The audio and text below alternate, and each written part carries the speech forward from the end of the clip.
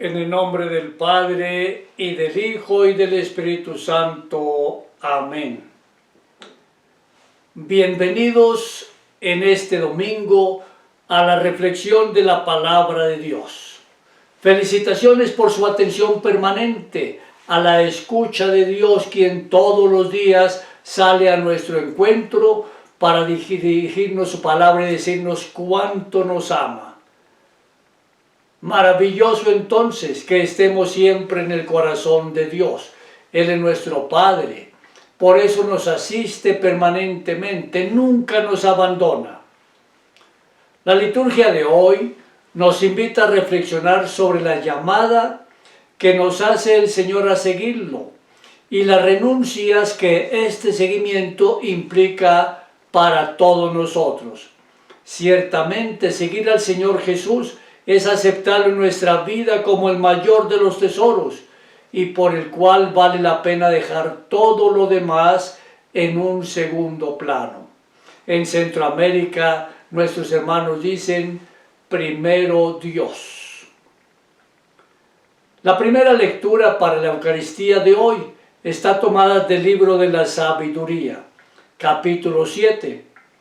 Hoy el autor sagrado nos enseña a amar por encima de toda la sabiduría. Por eso afirma, en comparación con la sabiduría, estimé la riqueza en nada.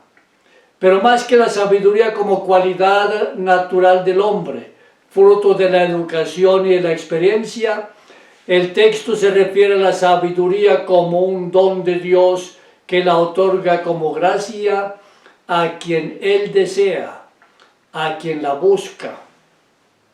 Vale la pena entonces constantemente en la oración de cada día, no solamente meditar la palabra de Dios, sino pedirle que nos dé el don de la sabiduría, para comprender cada día más y mejor lo que Él nos está enseñando, para comprender mejor lo que Él espera de nosotros. En la oración diaria pidámosle al Señor que nos dé el don de la sabiduría. Salmo 89. Enséñanos a calcular nuestros años para que nuestro corazón alcance la sabiduría. Vuélvete, Señor, ¿hasta cuándo? Ten compasión de tus servidores. Sácianos enseguida con tu amor y cantaremos felices toda nuestra vida. Alégranos por los días en que nos afligiste, por los años en que soportamos la desgracia. Que tu obra se manifieste a tus servidores y que tu esplendor esté sobre tus hijos. Que descienda hasta nosotros la bondad del Señor. Que el Señor nuestro Dios haga prosperar la obra de nuestras manos. Gloria al Padre, y al Hijo, y al Espíritu Santo, como era en el principio, ahora y siempre, por los siglos de los siglos. Amén. Señor, sácianos con tu amor. De otra parte, la segunda lectura está tomada de la carta a los Hebreos, capítulo 4, versículos 12 y 13. Y podemos resumir el texto en esta hermosa frase. La palabra de Dios escruta los sentimientos y los pensamientos del corazón. ¡Qué grandeza! Poder decir, Dios me conoce, y me conoce porque me ama. Señor, tú me conoces desde el seno materno, y me conoces, sabes, cuando me levanto o cuando me acuesto. Así podemos entonces ver que el Señor escruta nuestros sentimientos y los pensamientos de nuestro corazón. Así se nos está enseñando la eficacia de la palabra de Dios en nuestra vida, si la vivimos radicalmente como verdaderos hijos de Dios. Es lo que afirma con claridad el profeta Isaías en el capítulo 55. Así como la lluvia y la nieve descienden del cielo, y no retornan sin haber regado la tierra, sin haberla hecho germinar después de fecundarla, para que dé la semilla al sembrador y el pan para comer, así será la palabra salida de la boca de Dios. Cuando la palabra salida de la boca de Dios penetra en nuestra mente y en nuestro corazón, entonces esa palabra nos transforma totalmente en nuestra vida, porque Dios va sembrando en nuestra mente, en nuestro corazón, y va haciendo posible que en nosotros germine la semilla de la fe. Por lo tanto, si esa semilla logra de verdad crecer lo suficiente, podemos ofrecerle al Señor los frutos que Él desea con nuestra vida. Y el mayor fruto que Él espera de todos y cada uno de nosotros es el fruto de la santidad. Y ser santo es nuestra vocación, es nuestra tarea, es nuestro compromiso de todos los días. Ahora escuchemos con fe y alegría en el Señor el Evangelio propuesto para hoy. Proclamación de la buena noticia de nuestro Señor Jesucristo según San Marcos.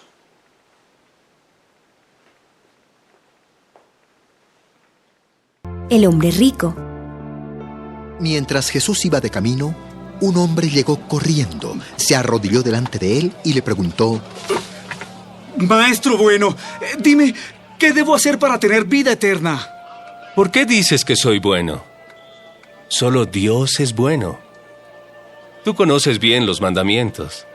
No mates, no seas infiel en tu matrimonio, no robes, no mientas para hacerle daño a otra persona, no hagas trampas. Obedece y cuida a tu padre y a tu madre. Maestro, todos esos mandamientos los he obedecido desde que era niño.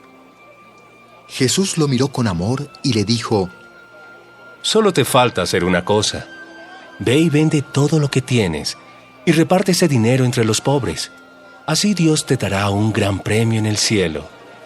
Después de eso, ven y conviértete en uno de mis seguidores. Al oír esto, el hombre se puso muy triste y se fue desanimado porque era muy rico. Jesús miró a su alrededor y dijo a sus discípulos: Es muy difícil que una persona rica acepte a Dios como su rey. ¿Cómo? ¿Qué dices? Los discípulos se sorprendieron al oír eso, pero Jesús volvió a decirles: Amigos, es muy difícil entrar en el reino de Dios.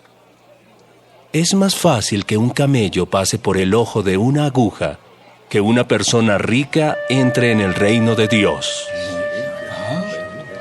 Los discípulos se sorprendieron mucho al oír lo que Jesús dijo y comentaban entre ellos: Entonces, ¿quién podrá salvarse? Eso. Jesús los miró y les dijo: Para los seres humanos eso es imposible, pero todo es posible para Dios. Pedro le dijo: Recuerda que nosotros hemos dejado todo lo que teníamos y te hemos seguido. Sí es, maestro. Les aseguro que quien haya dejado algo por seguirme y por anunciar las buenas noticias, recibirá su premio.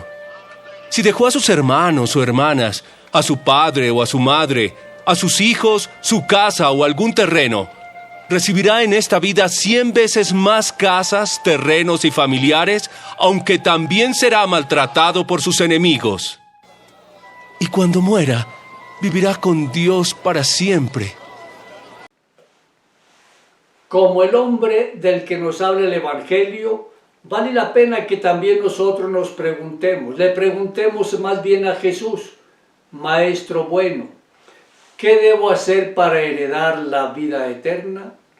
Pero antes de darnos una respuesta, seguramente Jesús nos invita a que recordemos los principios doctrinales de nuestra fe, los que hemos aprendido desde el seno del hogar y en los encuentros de catequesis, resumiéndolos cuanto debemos hacer en un solo punto.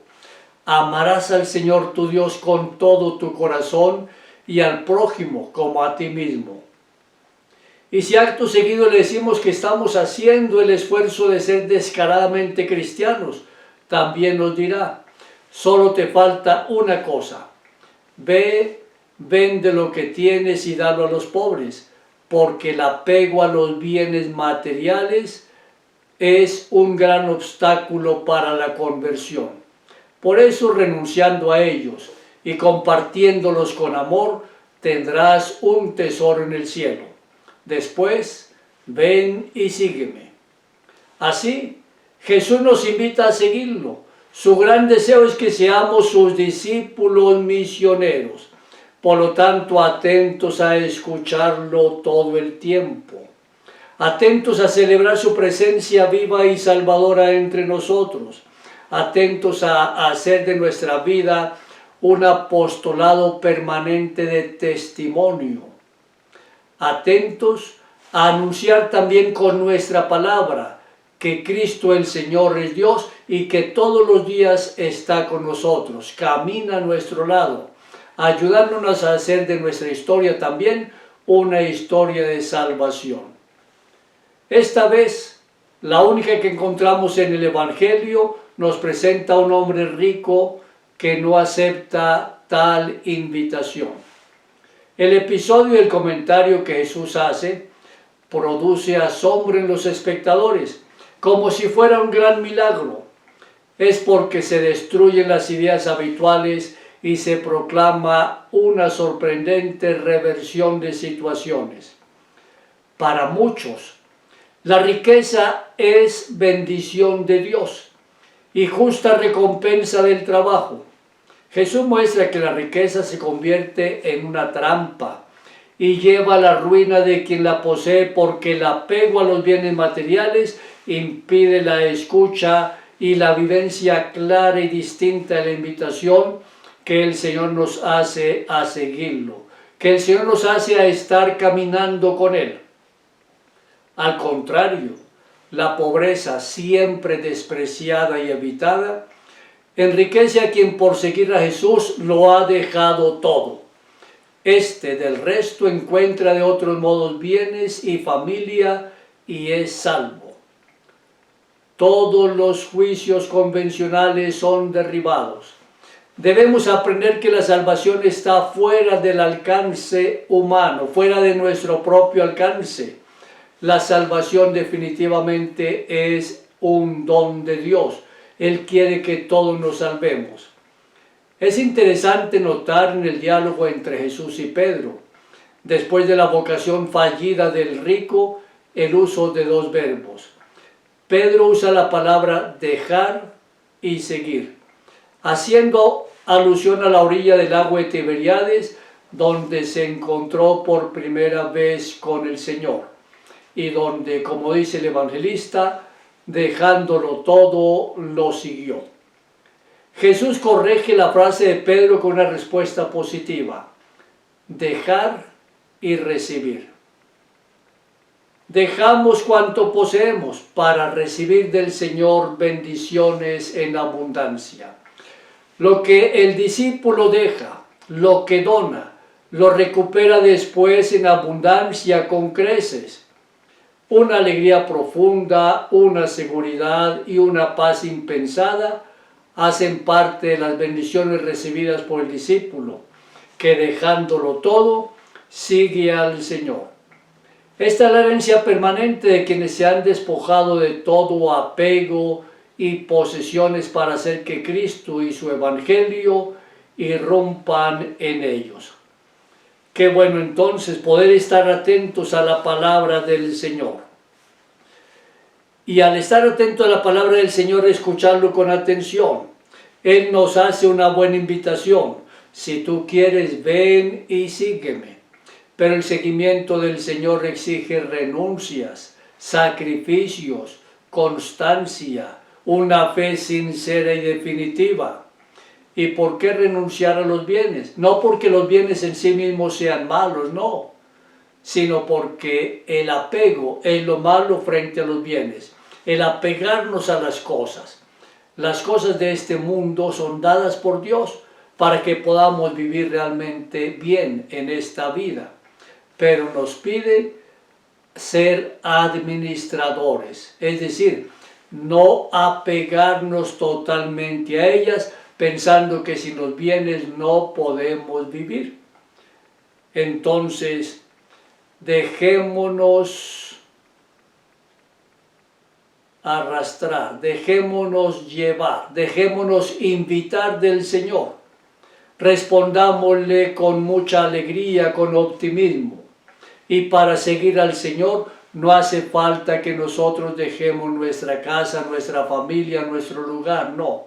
El seguimiento de Jesús consiste en escucharlo, en amar su palabra, llevarla al corazón, vivirla y tomar en serio nuestra vida cristiana donde quiera que nos encontremos. De esa manera podemos ser nosotros verdaderamente sus discípulos misioneros.